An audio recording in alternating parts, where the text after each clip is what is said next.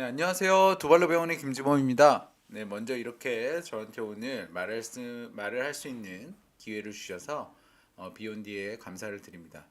오늘 제가 말씀드릴 거는 엄지발가락 바닥 쪽의 통증, 종자골염의 진단과 치료에 대해서 말씀을 드리려고 합니다. 먼저 종자골염, 이게 좀 말이 어렵잖아요. 종자골염, 먼저 종자골이 뭔지부터 좀 알아보겠습니다. 종자골이라는 거는 엄지발가락 관절, 엄지발가락과 발을 연결해주는 이 관절에 위치한 뼈입니다. 바닥 쪽에 위치한 뼈고요. 모양 자체가 씨앗처럼 생겼다고 해서 저희가 종자골이라고 합니다. 이 종자골은 모든 사람들한테 다 있고요. 이 종자골의 역할은 발에 가해질 때, 걸을 때 엄지발가락 아래쪽에 힘이 많이 가해지거든요. 그래서 그 발에 힘이 가해질 때 그 가해지는 힘을 퍼뜨리고 여기로 지나가는 인대와 힘줄의 효율적인 움직임을 위해서 종자골이 존재합니다. 이렇게 내가 걸을 때 엄지발가락 아래쪽에 가해지는 강한 힘을 퍼뜨리는 역할을 하는 게 제가 종자골이라고 그랬잖아요. 근데 그 종자골이 그 가해지는 힘을 이기질 못해서 이 종자골 부위에 염증이 생겨서 통증이 오는 병, 이거를 저희가 종자골염이라고 합니다. 그래서 원인은 종자골의 제일 첫 번째 종자골염이 오는 원인을 보면은 종자골의 상태가 안 좋은 거예요. 종자골에 골절이 있다든지 종자골 자체가 굉장히 크다든지, 그러면 크면 이제 거기가 디딜 때마다 백일 거잖아요. 골절이 있으면 당연히 종자골 주변이 아플 거고, 그다음에 이 부위가 지속적으로 많은 힘을 받게 되면 뼈가 괴사가 되는 경우가 있습니다. 이걸 무혈성 괴사라고 하는데요. 종자골에 무혈성 괴사가 온다든지 종자골 자체가 두 개로 갈라져 있다든지, 요 무혈성 괴사와 이분 종자골 같은 경우에는 종자골 자체가 제대로 된 형태가 아니다 보니 정상적으로 큰 힘이 가해지지 않아도 종자골이 그걸 견디지 못해서 통증이 오는 거죠. 어쨌거나 이런 종자골 자체의 문제로 오는 경우, 요게 첫 번째 원인이고요. 두 번째는 종자골 자체는 지극히 정상인데 발의 모양이 안 좋아서 거기에 너무 큰 압력이 가해지는 겁니다. 그래서 이 발가락 쪽에서 엄지발가락과 연결되는 1중족골이 굉장히 긴 경우, 그러면 요 그림에서 보면 요 1번인데요. 요 1번이 굉장히 긴 경우, 여기서는 이 중족골이 길면 걸을 때 요 아래쪽 종자골이 있는 부위에 압력이 많이 가해지게 됩니다. 그리고 아치가 굉장히 높은 발, 오목발의 경우에도 엄지발가락 아래쪽에 힘이 많이 가해지게 되죠.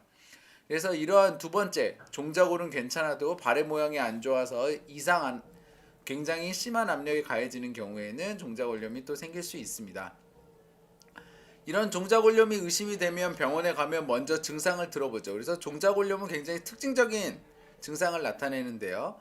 종자골염이 있는 부위가 눌리는 상황일 때, 이 종자골염 통증 부위가 눌리는 상황일 때에만 아파요. 까치발을 하늘 때 아프다, 그리고 맨발로 걸으면 아프다, 그리고 힐을 신으면 아프다, 그리고 뛸 때 아프다, 이런 식으로 그 종자골염이 있는 부위에 높은 압력이 가해지는 상황일 때 아픈 거를 특징적으로 환자분들이 호소합니다. 두 번째로는 저희가 이학적 검진이라고 해서 만져보는 거죠. 그래서 종자골염이 있는 부위를 눌렀을 때 환자가 많이 아파하고, 엄지발가락을 올리게 되면 이 부위에 압력이 또 많이 가해지거든요. 그래서 엄지발가락을 올리면 또 아파합니다. 그 상태에서 저희가 엑스레이랑 MRI를 찍는 거죠. MRI는 뭐 선택적인 상황이지만 엑스레이는 꼭 찍어봅니다. 그래서 종자골의 상태를 보는 거예요. 종자골이 두 개로 갈라지지는 않았는지, 종자골의 크기는 어떤지, 또는 종자골이 괴사가 되어 있지는 않은지, 이런 것들을 확인을 해봅니다. 두 번째는 제가 아까도 말씀드렸지만 종자골염의 원인이 종자골 자체는 정상이지만 발의 모양의 문제로 인해서 엄지발가락 아래쪽에 과도한 힘이 가해져도 종자골염이 생길 수 있다고 그랬잖아요. 그래서 저희가 방사선 검사를 통해서 발의 아치가 높은지 평발인지 이런 발의 모양을 확인을 하고 조각 검사라는 걸 해봅니다. 조각 검사는 발 아래쪽에 가해지는 압력을 확인을 하는 검사인데요. 여기서 보시는 것처럼 엄지발가락 아래쪽에만 높은 압력이 가해지면 이거는 발의 모양이 안 좋아서 엄지발가락 아래쪽에 높은 압력이 가해지고 그 결과 종자골염이 생기는구나 라고 생각하시면 되겠습니다. 종자골염의 치료의 원칙은 비수술적인 치료를 먼저 하고요. 2~3개월 해도 비수술적인 치료가 효과가 없으면 저희가 수술적인 치료를 하게 됩니다. 비수술적인 치료의 원리는 종자골염이라는 거는 결국에는 종자골에 가해지는 힘으로 생기는 통증입니다. 힘만 안 가해지면 아무리 그 종자골이 정상이 아니더라도 아프질 않아요.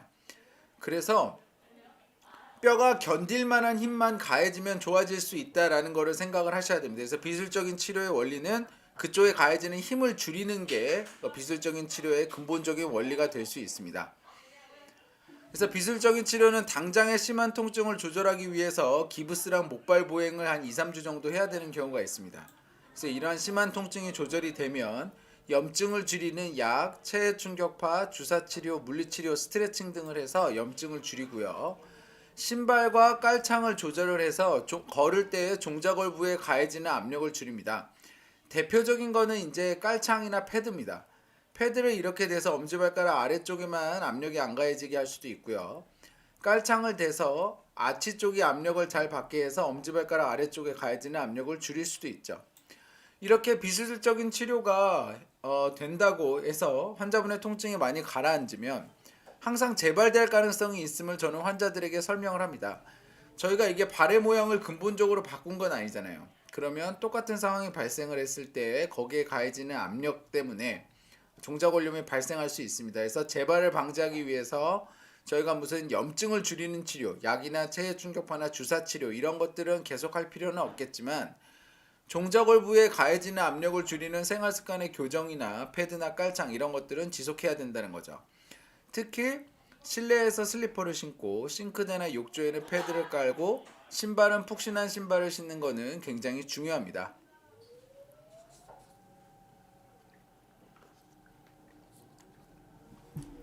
이렇게 비수술적인 치료를 해도 낫지 않거나 아니면 자꾸 재발되는 경우에는 저희가 수술을 합니다. 수술은 종자골염이라는 그 염증을 제거하는 수술이 아니고요. 종자골염을 발생시키는 그 원인을 해소하는 수술을 합니다. 그래서 첫 번째 경우는 발의 모양이 안 좋아서 종자골에 큰 힘이 가해지는 경우죠. 이러한 경우 대표적인 거는 종자골이 큰 경우 또는 오목발인 경우가 있고요. 이렇게 해서 튀어나온 부위, 오목발인 경우에는 발의 모양을 전체적으로 바꿔줘야 되고 종자골인 경우에는 종자골의 사이즈를 줄여주는 거죠. 그래서 이런 튀어나온 부위를 줄이는 것이 수술의 목적입니다. 두 번째는 종자골이 약해져서 정상 발 모양인데도 가해지는 힘을 종자골이 견디지 못하는 경우입니다. 이런 경우에는 종자골을 제거하거나, 왜냐하면 종자골 자체가 약하니까 얘는 통증을 유발하는 그런 기관밖에 안 되는 거거든요. 그래서 아예 없애버리거나 아니면 이 종자골을 다시 건강하게 뼈를 다시 이식을 해서 붙이는 수술을 할 수 있습니다. 마지막으로는 환자분한테 아킬레스 힘줄이 짧은지 안 짧은지를 봐요. 아킬레스 힘줄이라는 거는 종아리 뒤쪽에 위치해서 발 앞쪽을 이렇게 차고 나가게 하는 역할을 하는 건데요. 이 아킬레스 힘줄이 짧으면 발 앞쪽에 가해지는 압력이 전반적으로 높아집니다. 그럼 종자골에 가해지는 힘도 더 높아지게 되죠. 그래서 아킬레스 힘줄이 짧은 경우에는 수술을 할 때에는 반드시 이 부분을 확인을 하고 있으면 무조건 해결을 해주는데, 대부분 아킬레스 힘줄 자체가 짧은 게 아니라 그 알근육만 타이트한 경우가 많아서 이 알근육에 있는 근막만 절제하는 비복근 근막 절제 수술을 주로 시행합니다. 종자골의 수술적인 치료에서 먼저 안 좋은 발 모양이 있는 경우, 그러니까 종자골이 큰 경우부터 해볼게요. 이런 경우에는 어떻게 수술을 하냐? 일단 발 아래쪽에 종자골은 두 개가 있는데요. 이 사진을 보면 1번 종자골보다 2번 종자골이 훨씬 크잖아요. 그러니까 얘가 비정상적으로 크기 때문에 압력이 많이 가해져서 이 부위가 아픈 겁니다. 이러한 경우에는 이거를 아예 없애주기보다는 사이즈를 맞춰주는 거죠. 깎아서. 그럼 모두 절제하는 게 제일 좋지 않냐? 그러니까 부분 절제 수술을 해서 사이즈를 맞춰주기보다는 모두 절제하는 게 좋지 않냐? 그럴 수는 있는데요. 종자골이라는 것 자체가 본연의 기능이 있습니다. 압력을 퍼뜨리고 인대와 힘줄이 일을 잘할 수 있도록 그 주변에 있는 구조를 만들어주는 역할을 하기 때문에 이거를 모두 절제를 하게 되면 통증은 없어지지만 기능도 같이 저하될 수가 있거든요. 그래서 가능한 한 모두 절제하는 수술보다는 종자골을 남기는 수술을 하는 게 좋습니다. 두 번째로는 오목발이나 평발처럼 발의 모양이 안 좋은 경우죠. 특히나 이제 오목발이 주된 원인인데요. 발의 아치가 너무 높다 보니까 엄지발가락 아래쪽이 큰 힘을 받는 거죠. 이러한 경우에는 이 엄지발가락과 이어지는 첫 번째 중족골을 이렇게 노란색 부위처럼 뼈를 절제한 다음에 위로 올려버립니다. 그러면 이렇게 높은 아치가 약간 가라앉게 되죠. 이러면서 이쪽에 가해지는 압력이 줄거든요. 그래서 1중족골의 교정절골 수술을 해볼 수 있습니다. 그러면 종자골 자체의 상태가 안 좋으면 어떻게 될까요? 그러니까 이러한 경우에는 어떻게 수술을 하냐면 저희가 종자골을 다시 만들어서 딱딱하게 만들거나 아니면 아예 없애버립니다.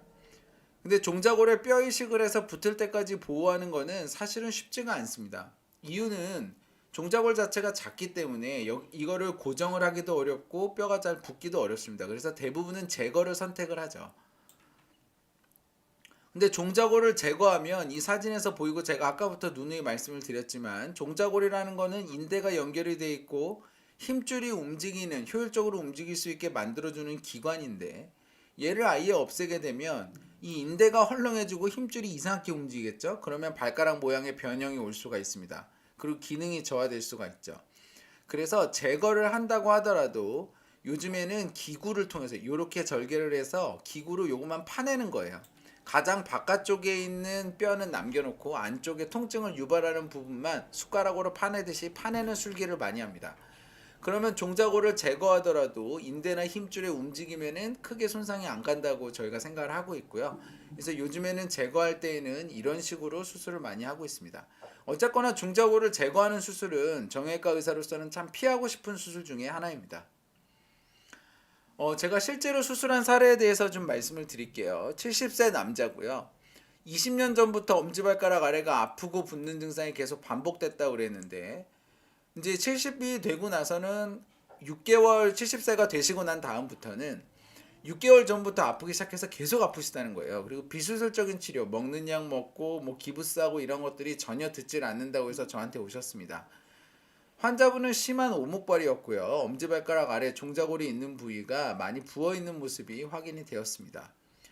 그래서 진단은 오목발이었고 환자분의 종자골을 엑스레이를 찍어보니까 이분 종자골이었어요. 종자골이 두 개로 나눠져 있는 거죠. 이 이분 종자골이라는 것을 간단히 설명을 드리면 종자골이 선천적으로 두 개로 나눠져 있는 겁니다. 그래서 통증이 없으면 전혀 상관이 없는데 두 개로 나눠져 있다 보니까 큰 힘이 가해지는 경우 얘가 그 힘을 견디질 못해서 통증이 생길 수 있죠. 그래서 이러한 이분 종자골이 있는 경우에 보통은 이제 오목발이 있으면서 이분 종자골이 있으면 종자골염이 잘 생기는 걸로 돼 있습니다. 그리고 환자분의 아킬레스 힘줄이 짧았어요. 그래서 이분 종자골이 있지만 종자골의 제거는 좀 나중에 하고 일단 오목발에 대해서 교정절골하는 수술을 하고 발 모양을 먼저 교정을 하고 아킬레스 힘줄을 늘리는 수술을 해보자 이렇게 말씀을 드렸습니다. 그래서 이게 1중족골인데요. 이 아치 부위가 높아서 생기는 거니까 이거를 이렇게 세모골로 잘라서 얘를 위로 들어 올리면 아치가 낮아지게 되는 효과가 생깁니다. 그래서 실제로 빨간색 표시 부분의 뼈를 절제한 후에 뼈를 들어 올려서 맞춰주고 핀을 삽입을 해서 고정을 해서 발 모양을 교정을 해주었고요. 아킬레스 힘줄이 짧아서 종아리 쪽에 알근육과 알근육이 비복근이거든요. 이 알근육에 근막을 찾아서 이 근막을 절제해 줬습니다. 그러면 알근육에 있는 근막이 절제가 되니까 알근육에 있는 힘이 줄어들고 알근육의 길이가 늘어나는 효과가 있거든요. 그래서 아킬레스 힘줄이 전체적으로 같이 늘어나는 효과가 발생되었습니다. 그러면 발 앞쪽에 가해지는 압력도 주는 거죠. 그래서 이러한 비복근 근막 절제 수술을 같이 해주었습니다. 환자는 수술 전에 비해서 수술 후에 봤을 때 엄지발가락 아래쪽에 이런 염증이 있는 부위가 가라앉은 게 확인이 되었고요. 아치도 수술 전에 비해서 수술 후에 굉장히 낮아진 게 확인이 됩니다. 발의 모양도 성공적으로 그러니까 교정이 됐고 엄지발가락 아래쪽에 있던 종자골염도 수술 후에 성공적으로 호전된 것이 확인되었습니다. 그래서 종자골염은 사실은 이것만 들으면 좀 생소할 수는 있는데요. 걸을 때마다 엄지발가락 아래쪽에 있는 통증은 예상외로 환자분한테 되게 많습니다. 그래서 저희가 그냥 모르고 지나가는 경우도 많고 병원에 병명을 모르고 오시는 경우가 많을 뿐이지 사실 종자골염이라고 하는 병은 저희 일상생활에서 굉장히 많이 발생하는 질환이고 제가 또 많이 보는 병 중에 하나입니다. 근데 이렇게 종자골염이 있으면 걸을 때마다 환자가 발바닥 아래쪽이 아프니까 통증이 나타나고 생활의 질이 떨어지죠. 그래서 이러한 종자골 부위의 통증의 원인을 먼저 찾는 게 중요합니다. 종자골 자체의 원인인지 발의 모양의 원인인지를 확인을 하고요. 이게 재발이 잦기 때문에 첫 번째 종자골염의 비수술적인 치료를 해서 비수술적인 치료가 성공하더라도 지속적인 관리가 필요합니다. 그리고 비수술적인 치료를 해서 통증이 해소가 안 되거나 또는 비수술적인 치료를 해도 지속적으로 재발하는 경우에는 수술을 생각하시는 게 좋고요. 수술은 종자골을 제거하는 수술보다는 가능한 한 종자골을 보존하는 수술로 가지만 종자골을 제거하든 종자골을 보존하는 수술을 하든 수술은 그렇게 크지 않습니다. 그리고 수술을 하게 되면 재발을 막는 효과도 있기 때문에 수술을 무조건적으로 피하시기보다는 적극적으로 수술적인 치료를 받으셔서 건강한 발걸음 회복하시길 소망합니다. 네, 경청해 주셔서 감사합니다. 그럼 질문을 좀 볼게요.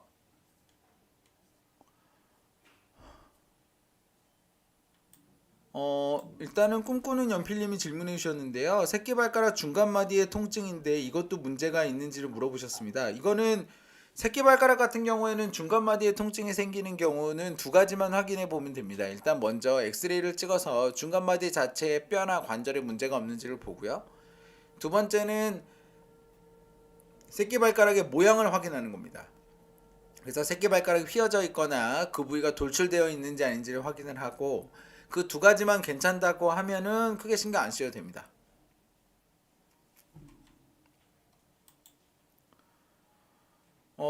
그 다음에 발바닥 통증이라는 게 평발과도 관계가 있는지 알고 싶다고 하셨는데요. 당연히 발바닥 통증은 평발과 무조건적으로 연관이 있습니다. 저희가 발에는 아치 구조가 있는데요. 이 발의 아치 구조는 저희가 체중을 디딜 때에 발이 그 큰 압력을 잘 견딜 수 있게 하는 구조입니다. 근데 이 아치 구조가 무너지는 게 평발이고요. 그러니까 발의 아치 구조가 무너져서 평발이 되면 발이 저희 체중을 잘 견디질 못하잖아요. 그러면 제일 첫 번째 오는 통증이 발바닥 통증입니다.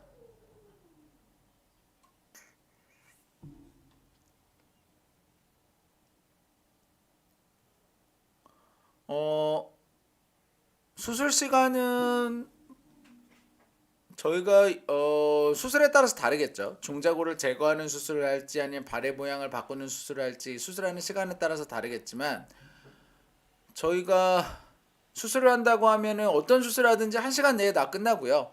마취는 발하고 발목을 마취하고 저희가 재워드리고 있습니다.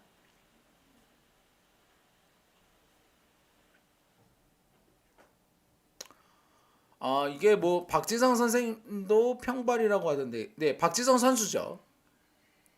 네, 그래서 박지성 선수도 평발이고 뭐 마라톤 하는 이봉주 선수도 평발인데요. 박지성 선수가 왜 잘 뛰는지 궁금하시다고 하는데 저희가 평발이라고 해서 무조건적으로 통증이 있지는 않습니다. 평발이어도 발바닥에 있는 근육이 좋고 균형을 잘 잡는다면 통증 없이 잘 쓰시는 분들이 많거든요. 그래서 평발이라고 해서 다 치료를 하는 게 아니고요. 환자분이 발과 발목에 통증이 있고 그에 해당되는 통증이 환자분한테 평발이 있으면서 평발에 합당한 통증일 때만 저희가 치료합니다. 평발이어도 운동 잘하시는 분들 많죠. 저 구독자 200명 돌파기 님이 질문해 주신 거를 제가 넘어가는데요. 오래 걸으면 발바닥이 아픈데 평발이라 그런 줄 알았습니다. 그래서 평발이라서 그럴 가능성이 높죠. 그래서 평발이면은 발 아래쪽에 발바닥 쪽에 큰 힘이 가해지게 되고요. 그래서 그 발바닥 쪽에 큰 힘이 가해지니까 그 살이 그 힘을 견디질 못해서 염증이 생기고 통증이 생기는 겁니다. 그래서 가장 근본적인 원인은 평발이고요. 염증은 결과가 된다고 생각하시면 되겠습니다.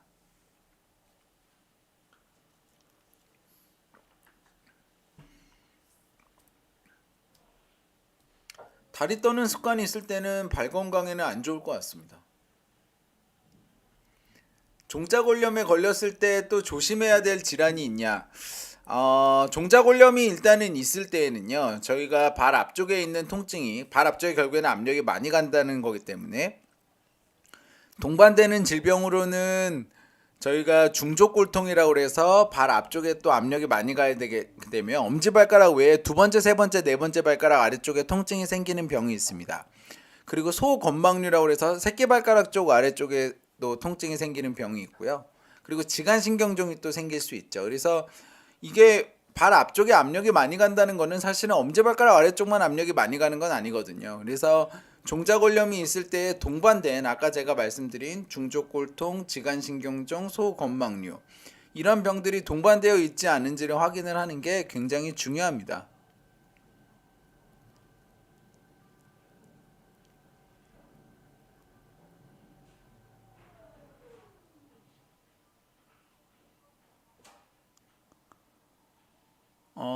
병원 이름이 왜 두발로 병원이냐고 물어보셨는데 저희가 저희 병원은 처음에 이우천 원장님이라고 세우셨는데요. 그 원장님이 처음에 두발로 정형외과로 방배동에서 시작을 했고 지금 압구정동으로 똑같은 이름으로 연결해서 와서 이름은 두발로고요. 두발로 환자분들이 잘 걷고 잘 쓰기를 바란다는 의미에서 저희가 두발로 병원이라고 이름을 지었습니다. 당연히 너무 큰 신발이나 너무 꽉 끼는 신발은 발에 만성적 통증이나 질환에 영향을 줍니다. 일단 꽉 끼면 압력이 올라가고요. 큰 신발이면 발이 흔들리잖아요. 그러니까 문제가 될 수 있죠.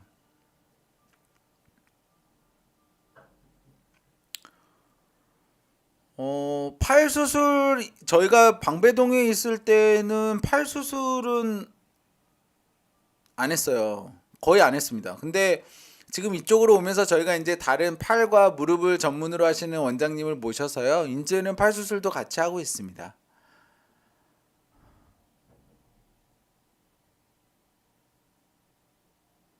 근데 운동화는 280을 신는데 클라이밍화는 240을 신어서 발톱이 빠진다고 질문을 해주셨는데, 근데 이거는 클라이밍화가 너무 작을 것 같은데요. 운동화를 그러니까 좀 더 맞는 운동화를 신으시는 게 좋고, 클라이밍이라는 것 자체가 실내 암벽 등반을 말씀하시는 거면, 근데 클라이밍 하시는 분들이 발가락에 힘을 많이 줘서요. 사실은 운동화가 작아서 그럴 수도 있지만 이 운동 자체가 발톱이 좀 많이 빠지는 운동인 것 같긴 합니다. 그래서 일단은 신발을 바꿔보시고, 신발을 바꿔도 지속적으로 발톱이 빠진다면 이건 운동화의 문제라고 생각하는 게 맞겠습니다. 직업상 힐을 많이 신으신다는 얘기는 아무래도 이제 뒷굽을 많이 올려야 되는 상황이잖아요. 그러면 적어도 힐을 신을 때 발 앞쪽이 너무 조이지 않게 하는 게 중요하고, 힐 앞쪽의 압력을 좀 줄이려면 뒷굽도 높지만 앞굽도 높은 힐이 있습니다. 그래서 그런 것들을 좀 신어주면 아무래도 앞쪽에 가해지는 압력이 많이 줄을 것 같습니다. 그리고 주무시기 전에 발의 스트레칭이라든지 발을 좀 푹신하게 풀어주고, 내가 일할 때 외에는 항상 슬리퍼나 푹신한 운동화를 신어서 발을 보호해 주시는 게 좋겠네요.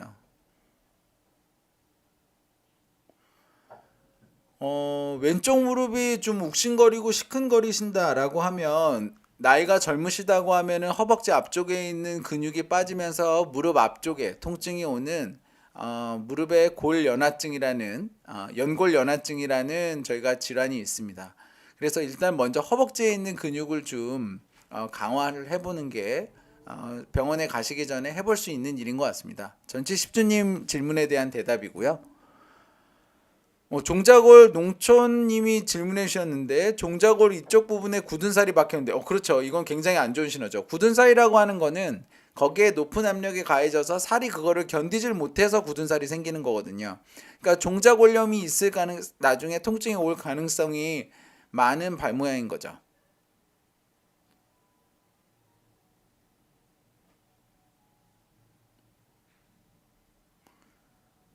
제 안경을 물어보셨는데요. 이 안경 어디 거지? 제가 지금 저희 동네에서 사가지고 어디 건지는 잘 모르겠네요. 이게 그리고 호주님이 질문해 주셨는데, 이게 자메이카 원주민인지는 모르겠습니다. 마사이 신발을 말씀하시는 것 같습니다. 그래서 기능성 신발 중에서 이 밑창이 둥그런 신발이 있어요. 그래서 이러한 것들을 저희가 이제 마사이 신발 뭐 이렇게 많이 이제 저희가 이제 그 광고를 하는데요. 아래쪽이 동그랗게 되면 발 쪽에 가해지는 압력이 주는 거는 사실입니다. 근데 이게 오히려 더 불편하고 더 아프신 분들도 있거든요. 그래서 저희가 이론적으로는 이게 좋다고는 하지만 실제로 환자분들한테 권했을 때 환자분들이 다 편해하지는 않으세요. 그래서 한번 신어보시고 발이 실제로 편하다고 하면 그런 쪽으로 신발을 선택하시는 것도 괜찮겠습니다.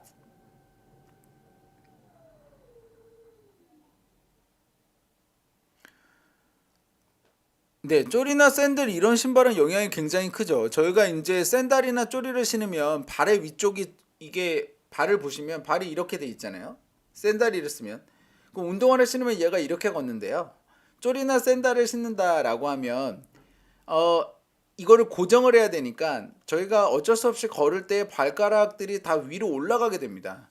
그러면 발 아래쪽에 있는 이 부분의 압력이 높아져요. 그래서 쪼리나 샌들은 발 앞쪽에 통증이 있으신 분들은 좀 안 신으시는 게 좋습니다. 깔창, 키높이 깔창을 말씀하시는 거면 키높이 깔창 자체는 발바닥에 통증을 줄 수 있습니다. 근데 뭐 몸에 안 좋은 것까지는 명확하진 않은 것 같습니다.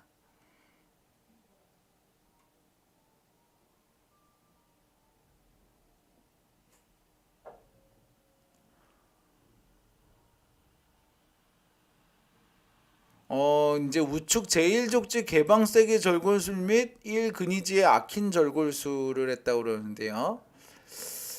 이거는 사실은 근위지랑 족지가 똑같은 얘기인데 명확히 어떤 수술을 하셨는지는 잘 모르겠습니다. 근데 갑자기 따갑고 붓기가 있다고 하면 이거는 수술한 부위에 염증이 생겼을 가능성이 있어서요. 이런 부분을 좀 확인을 해보시면 좋겠습니다.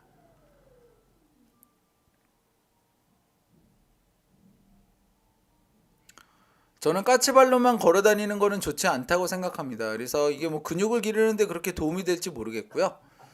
저는 근육을 기르는 데는 근육을 기르는 운동을 따로 하시는 게 좋다고 생각을 하고, 그다음에 까치발로 걷는 거는 발 앞쪽에 통증이 생길 가능성이 있어서 일부러 이렇게만 걷는 거는 좋지 않다고 생각합니다.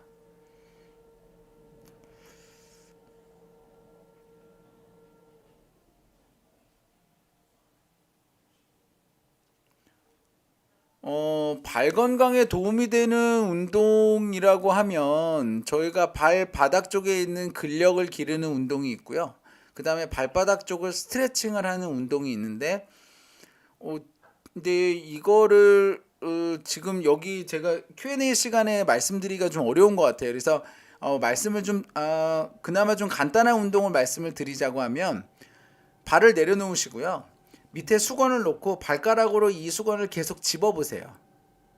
그러면 이 발가락을 움직이는 근육이 강화하거든요. 그럼 발바닥 쪽에 있는 근력이 많이 호전이 됩니다. 명치나 어쨌든 비만이 종자골염의 원인이 되기는 합니다. 그래서 저희가 살이 찌게 되면 걸을 때에는 체중이 한 3배에서 5배, 뛸 때에는 10배 정도 압력이 가해진다고 되어 있거든요. 그래서 1kg가 찌게 되면은 발 앞쪽에 가해지는 압력은 3kg에서 5kg, 많게는 10kg까지 더 늘어나는 거죠. 그래서 이런 부분을 좀 확인을 해보시고, 내가 살이 쪘는데 실제로 발 앞쪽이 아프다. 그러면 살을 먼저 빼보시는 것도 좋은데요. 근데 발이 아픈데 살 빼기도 쉽지 않아요. 발이 아프면 운동하기가 어렵고, 그래서 이제 살 빼기는 좀 어려워서요. 그래서 먼저 시기로 잘 조절을 해보시고 자전거나 이런 걸 해보시는 것도 좋은 방법인 것 같습니다.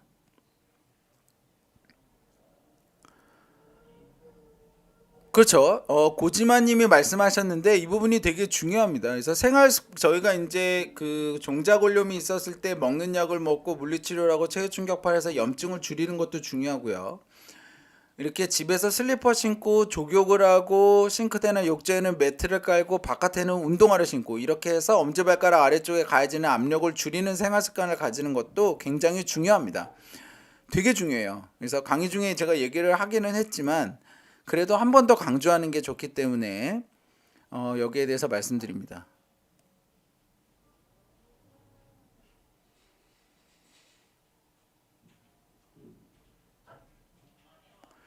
발바닥이 김대방님이 질문해 주셨는데 발바닥이 뜨거운 이유를 이제 말씀을 해 주셨는데요. 발바닥이 뜨거운 이유는 대부분 발바닥에 있는 살이 그 내가 걷는 양이라든지 이런 것들을 감당을 못해서 힘들면은 열을 냅니다.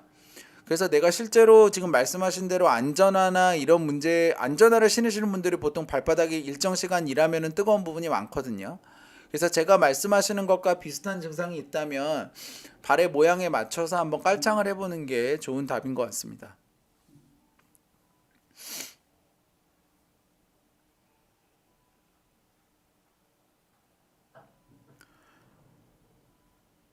수족냉증은 제가 전문으로 하는 건 아니고요. 흉부외과 쪽에서 자율신경계통을 조절을 해서 해결할 수 있는 방법이 있는 걸로 알고 있습니다.